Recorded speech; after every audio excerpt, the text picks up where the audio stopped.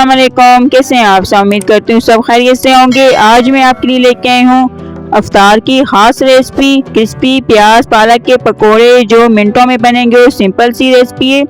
तो आपने इस वीडियो को लास्ट तक देखना। अगर पसंद आए तो वीडियो को लाइक कर दें और चैनल को सब्सक्राइब कर दें। तो वक्त ज़ाया किए बगैर रेसिपी बनाते हैं।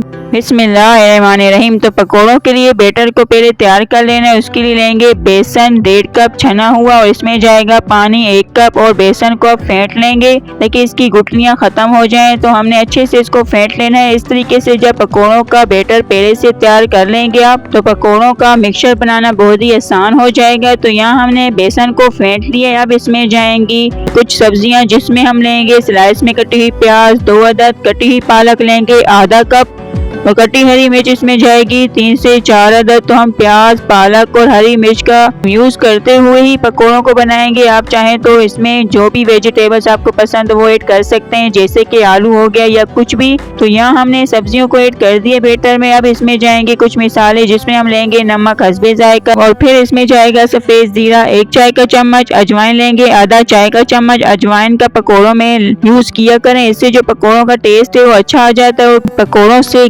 भी नहीं होता। और अब जाएगा हल्दी पाउडर आधा चाय का चम्मच, कुटी हुई लाल मिर्च आधा खाने का चम्मच, लाल मिर्च पाउडर आधा चाय का चम्मच, कसूरी मेथी 1 चाय का चम्मच और इस मिक्सचर में हमने साबुत धनिया का भी यूज किया है, वो भी इसमें गया है आधा खाने का चम्मच, जो मैं वीडियो में नहीं दिखा सकी। अब सब्जी और मिसालों को मिक्स करते हुए इस मिक्सचर को तैयार कर लेंगे। तो आप देखें बैटर बनाने का कितना फायदा हुआ है। सिंपल से इसको मिक्स करेंगे और ये पकोड़ों का मिक्सचर तैयार है। अब पकोड़ों को फ्राई करेंगे, लेकिन फ्राई करने के कुछ देर पहले ही आपने इसमें डाल देना है मीठा सोडा 2 से 3 पिंच। जब फ्राई करने लगेंगे तभी आपने मीठे सोडे का यूज करना है, पहले से करके नहीं रखना। अब मीठे सोडे को मिक्स कर लेंगे और पकोड़ों को फ्राई करेंगे। फ्राई करने के लिए ऑयल को हमने नीम गरम किया है, ज्यादा तेज गरम ऑयल नहीं है। अब हमने एक एक करके सभी पकोड़ों को ऑयल में चम्मच को यूज करते हुए शामिल करते जाना है। तो आप देख रहे हैं ऑयल को ये ज्यादा गर्म नहीं है। अगर तेज गर्म ऑयल हुआ तो पकोड़ों के ऊपर जल्दी कलर आ जाएगा और अंदर से कच्चे रह जाएंगे। तो इसी तरीके से आपने नीम गर्म ऑयल में ही इनको फ्राई करना है, इससे ये अंदर से भी कुक हो जाएंगे और कलर भी बहुत ही अच्छा सा आ जाएगा इनके ऊपर। और अब हमने पकोड़ों को एक तरफ कलर आने तक फ्राई करना है।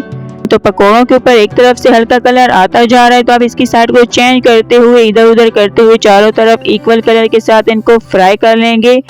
तो ये परफेक्ट कलर के साथ हमारे पकोड़े फ्राई होके तैयार हैं। आप देख सकते हैं इससे ज्यादा और नहीं पकाना, डार्क नहीं करना। यही पकोड़ों के ऊपर अच्छा कलर आया है, गोल्डन लाइट से कलर के साथ ये फ्राई हुए हैं और आपको देखने में भी लग रहे होंगे कितने ज्यादा ये क्रिस्पी बने हैं। इनका लुक आप देखें कितना अच्छा है, इक्वल कलर के साथ ये फ्राई हुए हैं। इसी तरीके से जब आप नीम गर्म ऑयल में और हल्की आंच पे पकोड़ों को फ्राई करेंगे तो आपके भी पकोड़े क्रिस्पी बनेंगे, अंदर से भी कुक होंगे और कलर भी इनके ऊपर इक्वल आएगा। तो ये हमने पकोड़ों को ऑयल से निकाल लिया और इसी तरीके से जो और पकोड़े हैं उनको भी फ्राई कर लेंगे। तो यहाँ हमने सारे पकोड़ों को फ्राई कर लिया है। तो अल्हम्दुलिल्लाह क्रिस्पी प्याज पालक के पकोड़े बन गए हैं। लुक देखें आप कितना डिलीशियस आया और यकीन माने बड़े ही मजे के बन के तैयार हुए हैं।